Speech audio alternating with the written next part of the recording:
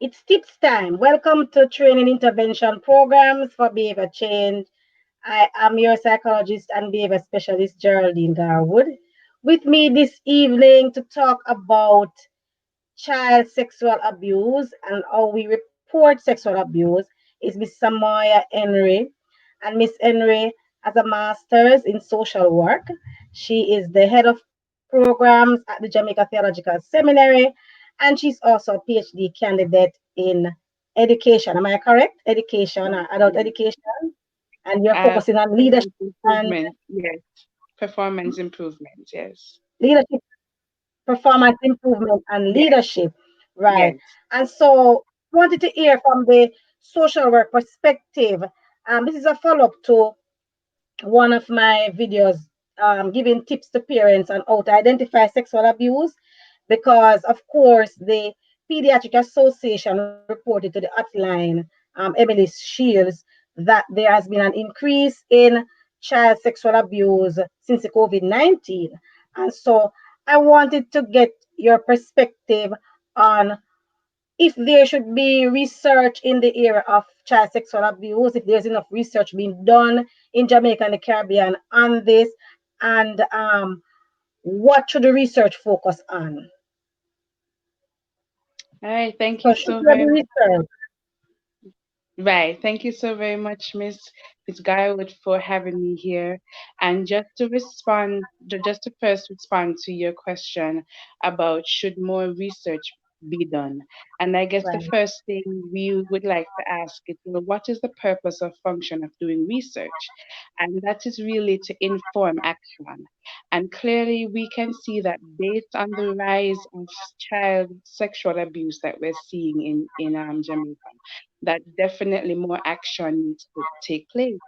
And this right. action shouldn't just take place based on our gut feelings, but it should take place based on evidence, right? We need to conduct research so that we can have interventions that we know that will work. So Right. definitely, we need to do some more research for sure. All right. What area do you think we should focus on? So yes, we need research. What area should we focus on? Right. That is a very, very good question. I know abroad they do research on the effects of child sexual abuse.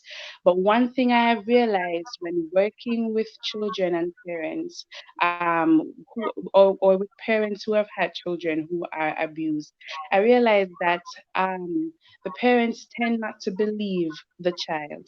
And I Yes. find that very interesting. I've also found that even when moms do not believe their children, they themselves have been victims of sexual abuse. And so I think doing some research in that would be interesting to see, well, why, if you were once a victim, you would not believe your child.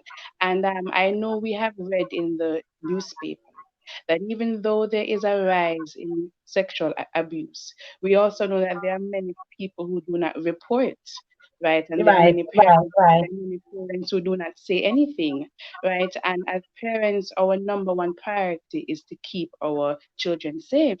And so Yes. I'm just wondering, well, if your child is telling you that they have been abused, and you are not believing them, then you are not keeping them safe. And it's just interesting to see what is the profile of that person. Is it because the person who they are saying is abusing is the mom's boyfriend, is the primary person to provide, and so the mother doesn't want to believe? I mean, that there's so many aspects that we can look at it, and it'd be interesting to see what the research shows. I really do agree with that 100%. I think that's an area we need to focus on. I think that's an area that Mhm. is not being given any attention or much Mhm. attention. Right. Yes, We generally tend to look at the effects of yes, sexual abuse, but we don't look at why, and that is something we need to really try to get to understand why parents don't actually believe their children, yes, and why parents who are victims of child abuse do not want to wouldn't report and believe. act on it Yes, when their own child has experienced child abuse. So definitely. what are some tips you would give parents on the importance of reporting child abuse? Right. As I have stated before, your number one priority as a parent is to keep your child safe. We need to understand that child abuse, especially child sexual abuse, will have negative effects. And so, if it is that you are not reporting, then there are going to be negative consequences. We cannot force the parent to believe. The parent will just have to believe. Um, I don't know if the child is lying or not, but it's better to be safe, right? Because Yes, that is your number one priority. So if it is, and this is something that you had mentioned in your video prior, is to look for the signs, right? You will know your child. So if yes, something has changed, right? You need to recognize those changes, and then you need to also talk to your child about sexual abuse. And once the child has reported, it doesn't matter who it is, if it's their friend, if it's their spouse, it doesn't matter. You have to make the call. You have to trust yes. your child. You have to believe your child and make that call. Right. And so, based on what is happening in Jamaica now, as I said, this is alarming, I think. Yes, It's a cause for concern. And we think that parents really ought to report the yes, abuse. They should right, really pay keen attention, listen to their child, and yes, really and truly mhm, report the yes, abuse. Because, right, as you said earlier, the implication of this abuse is going to right, have a ripple effect on the definitely. society. What do you think are some of the ripple effects that this will have on the society, especially when parents do not report it? How will it affect parental child relations? What kind of ripple Right. effect can it have on the society? Well, for one, we can know that the child will not trust the parent, and we can also um we will probably see that the child will try to find love somewhere else, right? Yes. The child can become depressed, the child can become angry, and then when they grow up, they get their own children, they might go and do the same thing because they Mhm. haven't been taught anything better. So we'll Right. see this cycle over and over and over Okay. again, right? Right. Mhm. And so I really want to thank you for those interesting points. Yeah, I mean, yeah, we need it as a culture.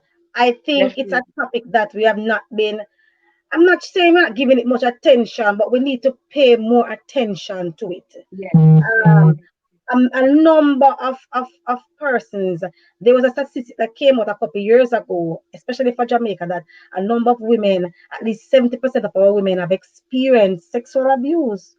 in some And it shape is or hidden, they don't share that information because, form. of course, if that is shared, most of the times the victim look like they are the ones that are going to get the blame.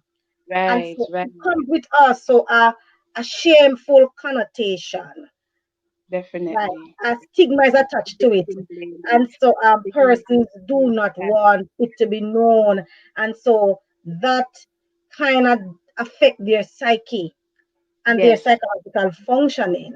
And yes, so, hence why we may have some of these maladaptive behaviors in school, right? And one last question: how do you yes. think, as social workers and guidance counselors in the school system, how do you think they should treat with students who may have experienced sexual abuse and have reported it to them? Right.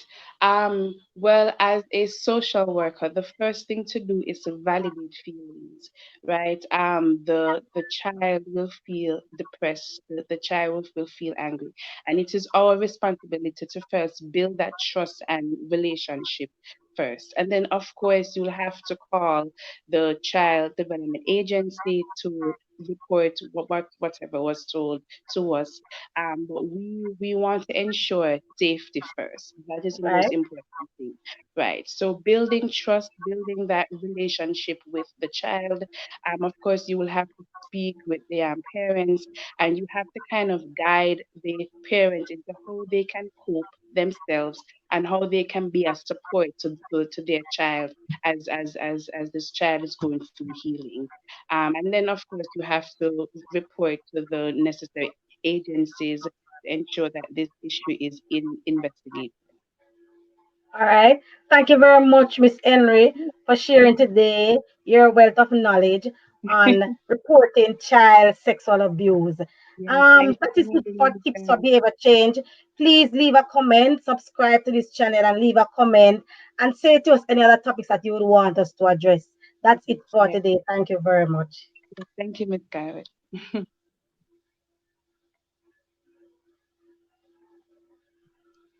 This was me right after I started my business. You see,